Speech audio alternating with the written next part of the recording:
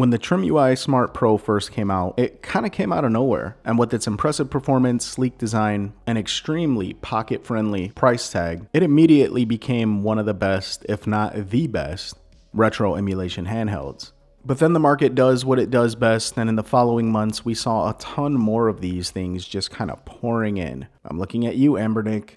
Seems like these guys make a new handheld every couple of weeks. And the Smart Pro just kind of got lost in the vast ocean that is the world of the pocket emulation handheld device. It's very rare that we see one of these things crawl their way back to the top, regardless of any type of update or modification. But I think the Smart Pro might have just done it. Today I'm going to be revisiting the Trimui Smart Pro with Crossmix OS installed. Specifically this Sherwish Crossmix build that was sent over to me by Mechdiy. This isn't going to be a full review on the handheld itself. I did one of those a couple of months back. I'll put a link in the description in case you want to see my full review on one of these running a stock firmware. What I'm going to be talking about in this video is its performance with Crossmix installed and why with this specific build makes the Smart Pro easily one of the best retro emulation handhelds on the market. Mechdiy sent me over a Smart Pro with a Crossmix micro SD card. You don't have to buy a new Smart Pro in order to get this working. They sell just the micro SD card with Crossmix pre-installed. You can buy one of those and pop it into your Smart Pro and it'll fire right up. Another thing to make note of is you don't actually need to purchase their version of Crossmix OS. You can actually install it yourself, but what you're getting when you buy this version by Mechdiy, you're getting their expansive ROM set, their customized settings, and the little tweaks and optimizations that they made. So let's talk about what exactly is Crossmix.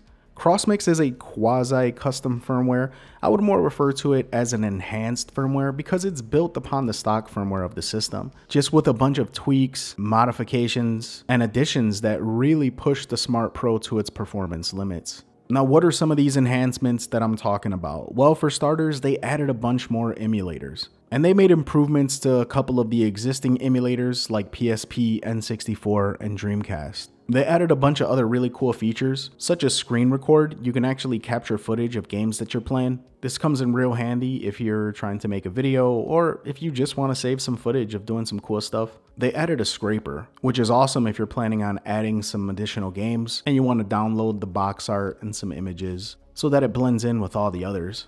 They included the ability to transfer files via FTP or HTTP, which is really convenient for dragging and dropping files over to the console from your computer. You no longer need a computer to perform system updates. They can be all done online now. And probably my favorite added new feature is resume at boot. You can turn the handheld off, and when you power it back up, it will leave you exactly where you left off whatever game you were playing. And these are just the tip of the iceberg. There's a bunch more enhancements that were made. I'll make sure to include a link to Crossmix GitHub page so you can take a look for yourself. So let's take a quick look at some of these improvements. For starters, with PSP, the performance on the stock firmware was already pretty solid, but with Crossmix, it's much better. Stuttering and latency are brought to a bare minimum, and it's just that much more enjoyable of an experience, especially considering its form factor is very PSP-ish. I feel like it's important that these games perform well. Dreamcast was another vastly improved emulator. All of the fine details were ironed out, and with this Crossmix build, the game selection is awesome.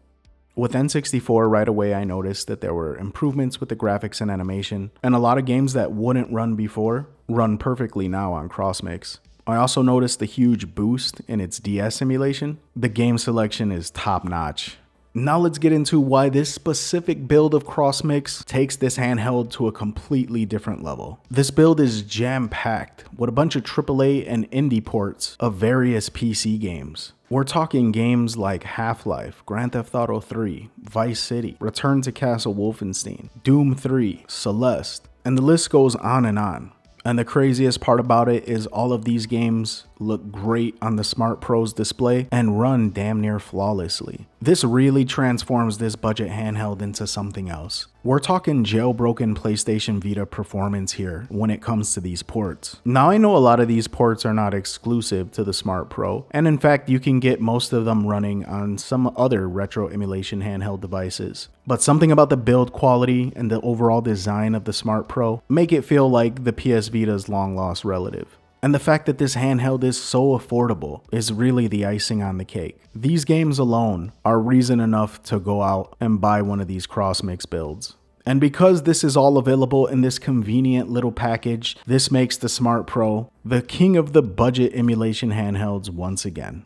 How long will that be the case? Who knows? This market changes so fast. But it's not going to be easy to top this level of performance at this price point. And for the time being, I'm taking this thing with me everywhere. If you guys are interested in any of this stuff, as always, I'll put links in the description below. Until next time, this is Ness, signing out.